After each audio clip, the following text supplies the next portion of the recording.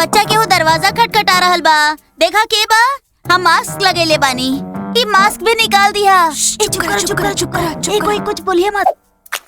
जरा ही शरारती बच्चा लोग के तो देखा, छुप गए कहीं जाके। लगता हमरा के खुदे दरवाजा खोले के पड़ी। अभी के आइल होखी?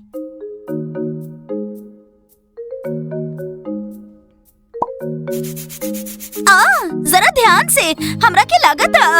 हाँ ठीक बा। का हमके एकर जरूरत बा? और तो वो लोग हमके घर भी न जाए देले। हे भगवान, हम कितना सुंदर बानी और दिन ब दिन और सुंदर होते जा रहल बानी। हाँ, बहुत सुंदर।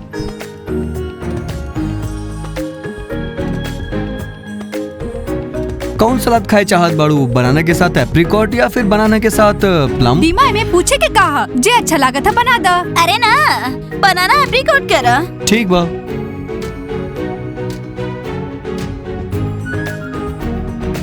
सच कही तो दादी माँ हम दंग रह गइल बानी। अब यहाँ बैठल हई और हम सलाद बना रहल बानी, मैनिक्योर, पेडिक्योर और मसाज कर रहल हई।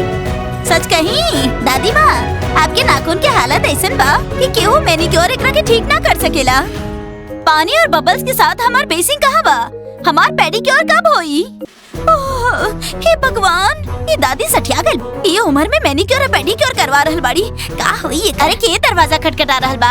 अरे सुना, ये मास्क भी निकाल दिया। दादी अपन टंगड़ी में डाला दी, आपके पैर के पेडिक्योर कर दे तानी। सुना बच्चा, हम ये कहा तानी कि हमार पेडिक्योर ऐसन करिए कि हम जाके डिस्को में बिल्कुल छा जाई। समझ गेलू?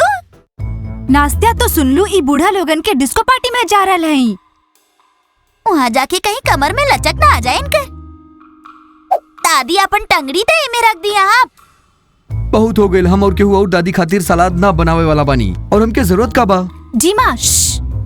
हाँ, कहे कि वो गुस्सा हो जाई है। अच्छा लगता। हमार गर्दन पर भी करिया, काहे कि हमरा के ओइजा दर्द होवता। डायना पिस। अरे का भाई?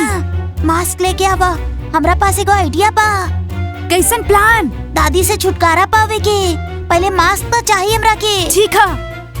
अब दादी अब 5 मिनट मास्क लगा के रिलैक्स करी। एकरा से झुर्रियाँ चल जाई और स्किन अच्छा हो जाई। झूरी हुई तहरा के, हम तो एकदम परफेक्ट बानी। लेकिन मास्क चली। हाँ, ठीक है। तो मास्क कहाँ बा? दादी पहले सर अपन पीछे करा, अपन आँख बंद करा, थोड़ा और बढ़िया से। अब आराम करा, लेकिन अपन आँख खोलिया मत दादी। चला जल्दी चला। हाँ चला। अरे वाह, कितना बढ़िया मास्क बा। हमरा तो बहुत मजा लग रहल बा, आराम मिल रहल बा हमरा तो। ये बहुत चिपकुहा, हमके दादी के जरूर कुछ न कुछ करे के ही पड़ी। ये बहुत पका हुआ। गुड़िया के पेडिक्योर चाहिए। मैनीक्योर और तो फ्रूट सलाद भी चाहिए। देखा, हमरा पास एगो आइडिया है। हाँ, तू सही कह रहा है। परी माँ के बुलावे के चाहिए। हाँ ठीक है। उनकरा के जरूर दादी के कुछ ना कुछ तो जरूर कर दिए। हाँ, हमने के जल्दी करेंगे, यहाँ से भगावे के पड़ी। हम तो मसाज करके थक गइल बानी, बहुत थक गइल बानी हम। हाँ, हमू पक गइल बानी एकदम। हाँ, वो बहुत पकाऊ भी है। जल्दी चला। हाँ चलो। चिंता मत कर बच्चा लोग, हमारे घर में शक्कर खत्म हो गइल बा। ऐसे हम मुहे ले आयल बानी, तू लोग फिर से रोल शुरू कर देला। हाँ, परी दादी, हम यहाँ पर बहुत बड़ा मुसीबत में पड़ गइल बानी। हाँ, बहुत बड़ मुसीबत है। के पेडिक्योर चाहिए, मसाज चाहिए। परी हमके बचा ला। दादी के लागत है कि वो राजमाता है, वो हमरा से सब कुछ करवा रहा है। मैनिक्योर, पेडिक्योर, सलाद और मसाज हम ओकरा से पक गइल है। हमने लोग 2 दिन से बाहर भी ना निकल पाई, नहीं काहे कि वो खुद के बॉस समझेली। का करिए हमने? हाँ, कहीं जाए और ना हम तो देली। अपना आपके रसोइया समझे लगल बानी। दिन भर सलाद बनावत रहेली, कबो केले के, कबो चीकू के, कबो केहू के। समझ गेली बच्चा लोग, कहाँ बाड़ी हो? अरे हमने के बड़ा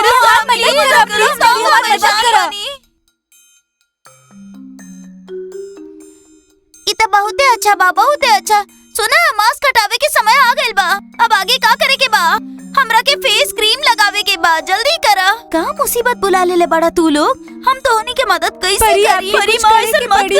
प्लीज हमनी की मदद करी। प्लीज परी। जो तो करी प्लीज। वैसे हम तो कुछ ना कर पाई, लेकिन हाँ, हमारे को दोस्त बा जौनु कर सकेला मदद। कौन दोस्त? परी ई का दोस्त नहीं के चाहिए, हमरा पास बुढ़िया हाँ। दोस्त तू सिर्फ दोस्त ना, एगो चुड़ैल बाड़ी। अगर वो यहाँ आ गईली तो ई भाग जाई। बुलाई। वो एकरा के इतना डरा दी कि घर के रास्ता ही भूल जाई। हाँ परी हमने के ये तो चाहिए। हम ओके दोबारा देखे भी ना चाहत बानी। लेकिन ओकर मदद के बदले तोहनी के उनका के कुछ देवे के पड़ी। हम बदले में का दे सकेनी? ठीक है उनकरा के बुलावा। चाहेला ना कि उ तोहरा की दादी माँ से बचाई। तू बता दी कि ओकरा के का चाहिए। लेकिन लोग हमनी के हाँ बोल देवे के चाहिए। ठीक है उनकरा के बुलावा। लेकिन पहले तोहने लोग छुप जा। चुड़ैल आ रहल बाड़ी। लेकिन परी हम काहे छुपी? वो तो दादी से छिपी ना, हमरा से थोड़ी ही। से निपटी ना, हमनी से थोड़ी। जैसन कर रहल बानी वैसे नहीं कर। अरे हाँ, परी चल, और चल, मजा। चल, चल, चल, चल, चल।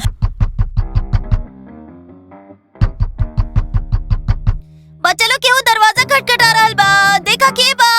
अरे मास्क भी निकाल दिया। चुप करो कुछ बोलिए मत। जरा ही शरारती बच्चा लोग के तो देखा छिप गइल बड़े कहीं जाके। लागत है हमरा के खुदे दरवाजा खोले के पड़ी। अरे के आइल हो की?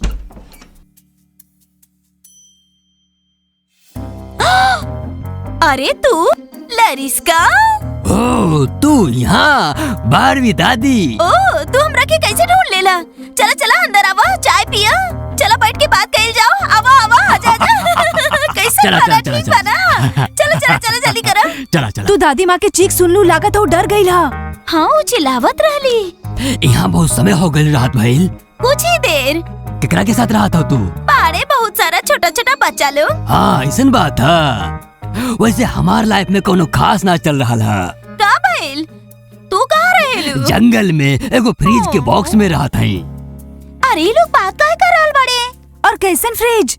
अरे दादी अभी तक यहाँ काहे बाड़ी? लागत बा कुछ ना होई। परी तो कहले रहली कि वो ओकरा के भगा देई। बतावा तू शादी कैलू की ना? हाँ एगो जिन से शादी कैली है। हमरा के तोरा से जलन हो रहल बा। अरे हम बैठी कहाँ? अरे एजा बैठा ना, आराम से बैठ जा। कुछ नाश्ता करबा का? हाँ भूख तो बहुत लागा, लेकिन पहले पानी दे दा, बहुत प्यास लगल है। बस 1 मिनट। बच्चा लोग, ए तू लोग कहवा बाड़ा? सब काम छोड़ के हमार दोस्त खातिर फ्रूट सैलेड बनावा। का तोने लोग सुन लो? का ये कर दोस्त था? पहले एगो बुढ़िया रहली, अब 2 हो गईली। हमनी के फसाइल गइल बा। अरे सहेली तू आराम से बैठी ना। लगा था यहाँ पे तोहार कौनो रूममेट ना हा। बोला था हम एक रूम ले लेत हई। बच्चा लोग जल्दी आवा जा। दोस्त लोग सब कुछ उल्टा हो गई। लागत है दादी के कोनो चुड़ैल दोस्त निकल आईली। ई दोनों के आपस में भिड़ा दिहल जाए। हाँ लेकिन कैसे? हमने के कुछ न कुछ सोचे के पड़ी। हाँ हमके एगो आइडिया आइला। चला चला। ओ तो अब तक कहाँ रह गइल रहला? दिखाई ना देवेला कि घर में मेहमान आवल बाड़े। जल्दी टेबल लगाओ हमार खातिर। आप कैसे कैसे हैं दादी दादी चुड़ैल? चुड़ैल? हम कैन के साथ रहनी, इंतजार करत रहनी आपके यहाँ आवे के। हमने बहुत इंतजार कईनी। का सच में हमार इंतजार कैनी? बहुत अच्छा। का तुम हमरा के जाने लू? बच्चा लोग इनका से मिला। ई बाड़ी हमार क्लासमेट। हमने लोग एक ही बेंच पर बैठल करत रहनी।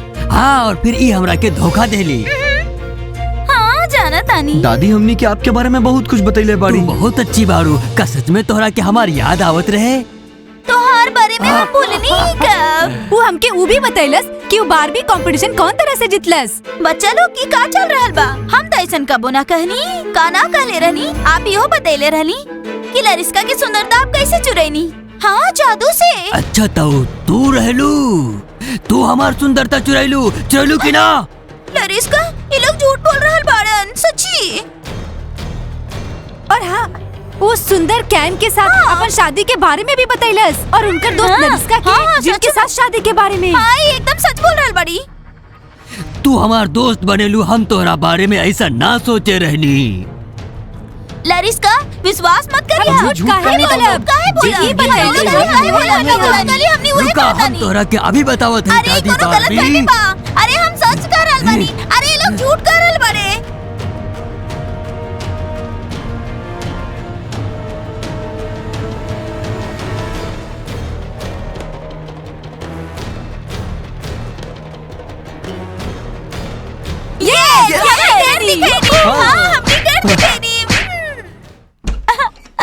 चला बच्चा लोग, लरिस्का जंगल जा चुकल बाड़ी। अब हमनी लोग अपन काम करे जाओ। हाँ? अरे बाबा। अरे नहीं।